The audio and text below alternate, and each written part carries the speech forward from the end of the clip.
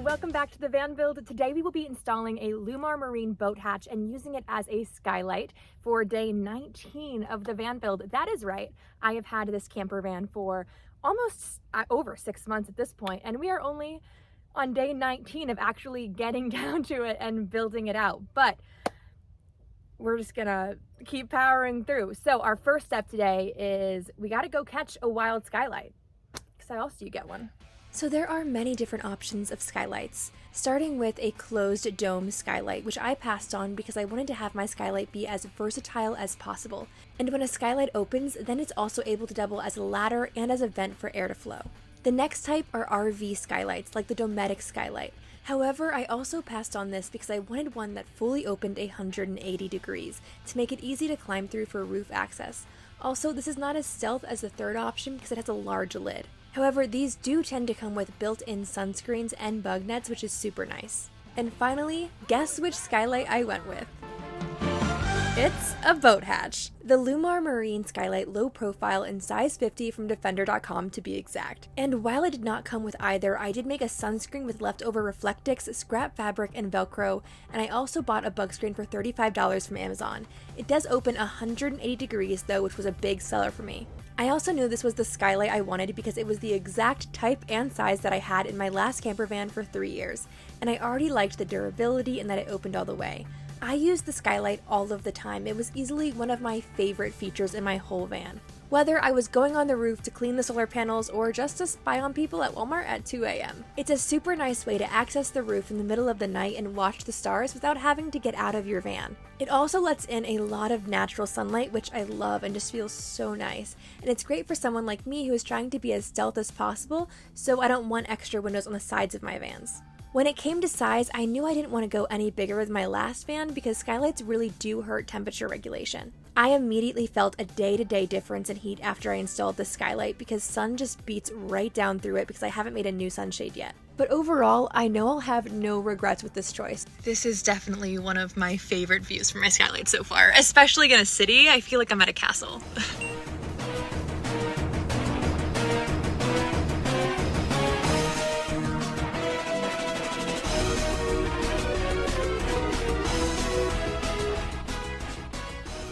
But if you prefer to get your skylight the old-fashioned way, or skylights just aren't native to your area, I'll leave a link in the description. All right, let's get started on this install today. So the first step today is to make a template of our skylight. I happened to already have a piece of cardboard that was exactly the right width, so I traced the sides and cut it out with my knife. I checked the size and then started to figure out where I wanted it to be placed on the ceiling. Oh, this still has plenty. I also want to keep it as far back as possible because I'm gonna have solar panels and... Actually, I think what's gonna touch this is actually my roof deck. I'm working with Orion Van Gear. They're sending me the roof deck bits and the solar panels and stuff, and they actually made me a beautiful design what my roof's gonna look like. So yeah, this is actually, if I want this to be forward or if I want it, oh,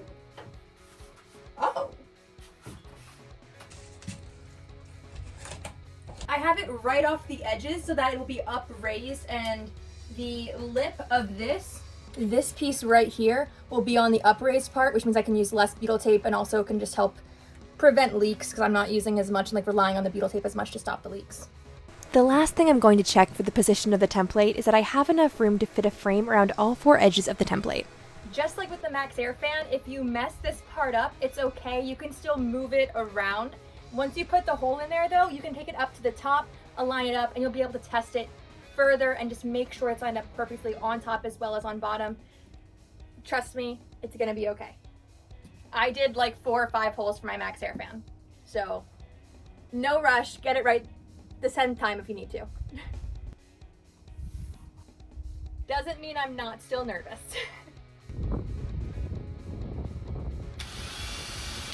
The glasses, I did the same thing with the Max Air fan. As soon as the drill turns on, I'm like, dear God.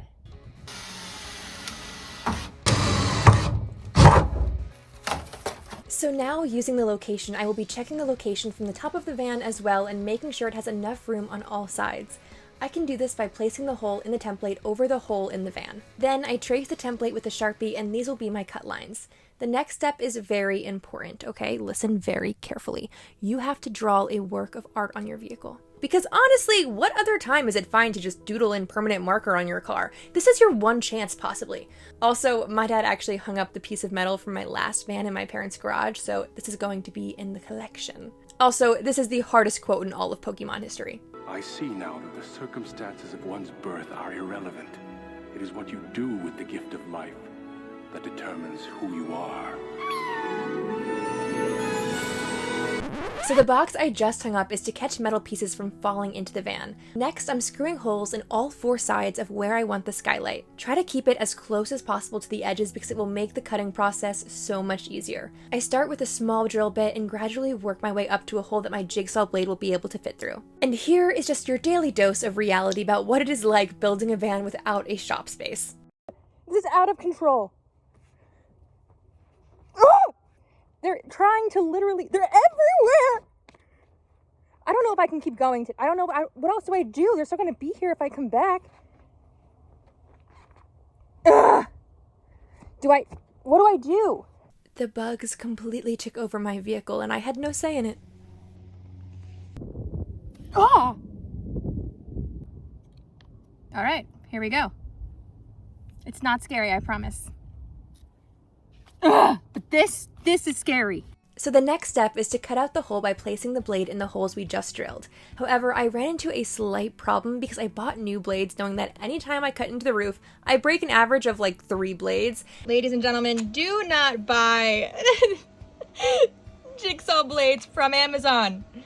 I can't get over that. Meedle. I think for the rest of my van build series, we should call it Meedle. The new blades I bought, I of course bought the cheapest ones on Amazon, and that backfired real quick. They were too small to reach the lower groove of the roof and just weren't long enough to make the cut. Also, I discovered they hadn't even spelled the word metal right on the blade. So yeah, this is a lesson in not cheaping out. But luckily I had 2 of my old ones left. I just needed to get through the entire cut of the skylight without breaking both of those blades, so may the odds be ever in my favor. And there goes blade number 1.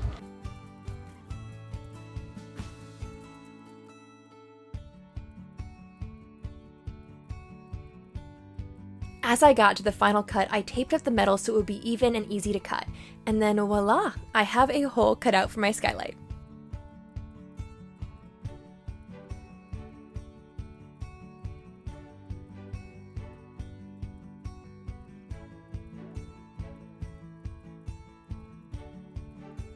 All right, you know I gotta do it.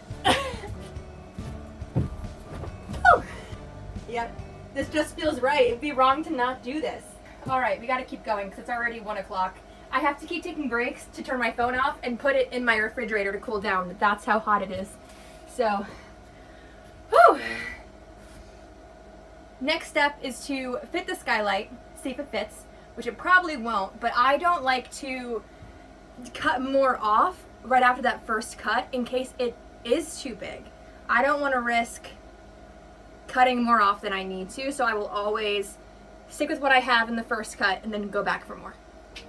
So, weird trick that I learned, it's actually easier to figure out where your max air fan or your skylight isn't fitting if you fit it and stand underneath, and I'll show you why. So it was just that one spot that I kind of curved at the end that needs to be done. And I think with that it'll actually fit, but from underneath I can see so much more.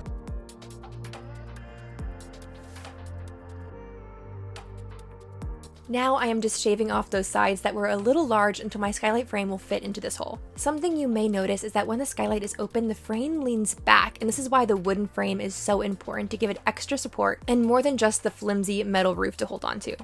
And just like that, we have a skylight. I'm happy with it. We'll see if it leaks or not. Next, I'm sanding down the edges, cleaning them with rubbing alcohol and taping up a border so that I can spray paint the edges with Rustoleum bare metal primer. This helps avoid rust on the bare metal from where I just cut the hole. I also use this piece of cardboard to avoid the spray paint getting on anything else, but of course, a little bit still got on my roof rack.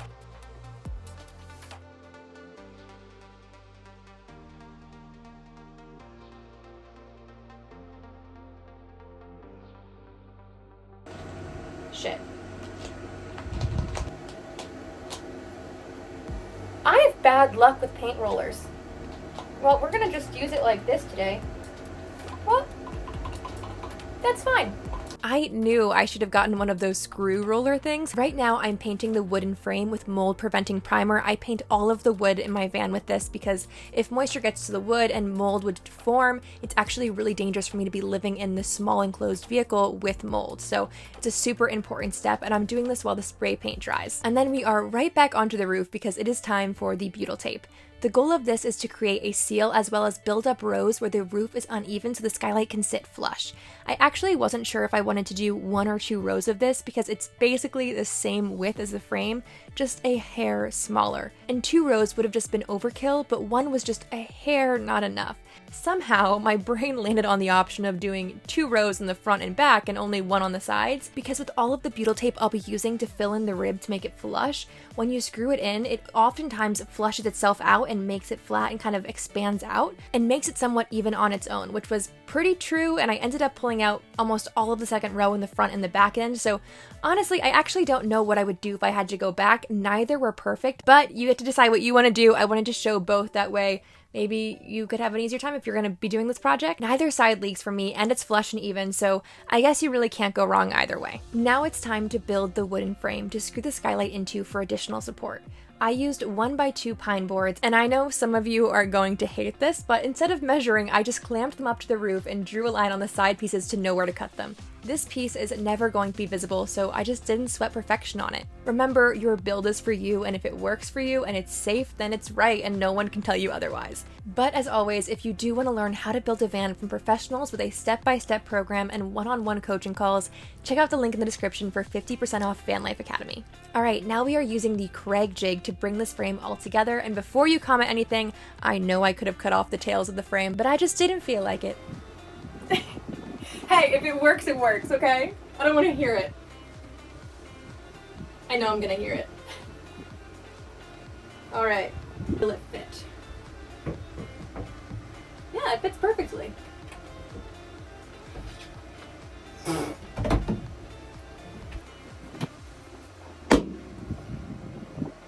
Perfect fit!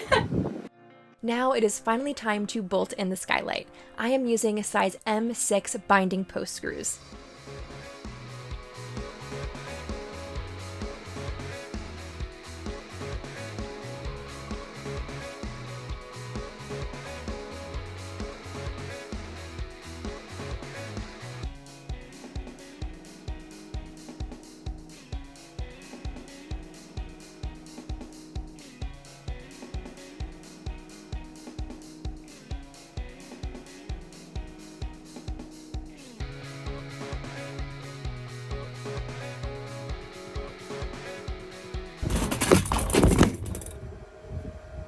All good.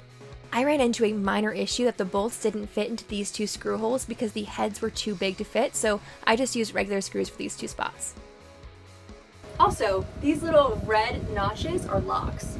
Also, there's 2 stages of it, so it doesn't have to be completely closed. Here, I'll show you. So the air can kind of come in, but no bugs can come in because that's actually where the metal part still is. You can't really see it, but yeah. Nice little feature. So now we are getting to the final stretch of the install, and we are going to start by removing the excess butyl tape around the edges using a credit card.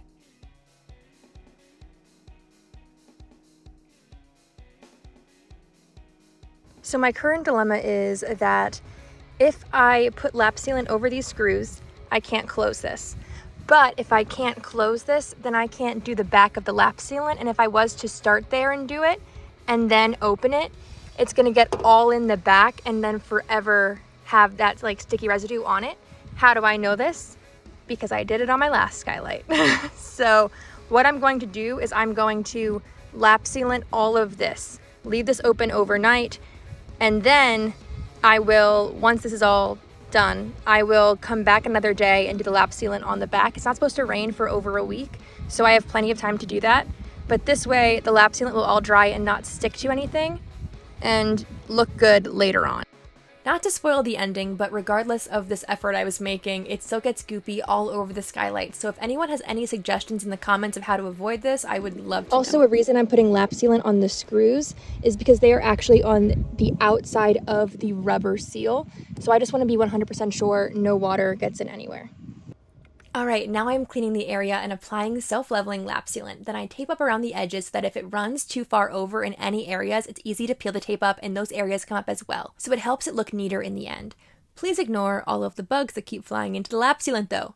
It was out of control, and it did not look neat. It was gross.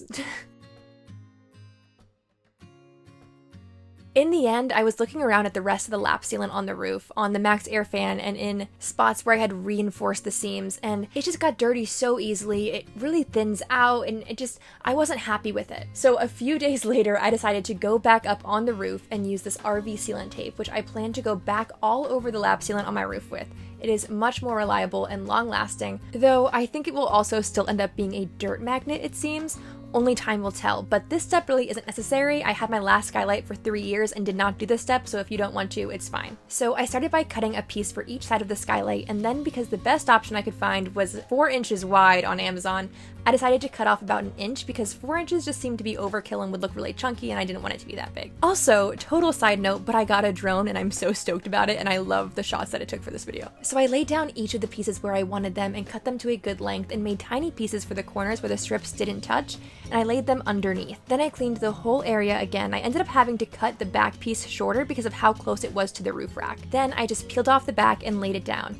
I believe this is actually made of like a butyl type material. It stuck right to the top of the lap sealant, and once it was down there was no hope of getting it back up. I struggled to get it just contort to the ridges of the van, and honestly, I was pretty worried at first. I almost quit and decided not to do it at all after the first strip because there were air pockets, like so many, and I was worried this was gonna get to be an issue. I didn't want rust to develop under there. I didn't want water to get under there. I got better as it went along, but the air pockets were still happening, so I'm not sure how I feel about it. But overall, I think it gives the skylight a much more professional and clean look regardless. And my roof deck will probably cover up some of this or make it less prominent and noticeable anyway, but I think I'm happy with it. I'll report back in a pinned comment if anything goes wrong.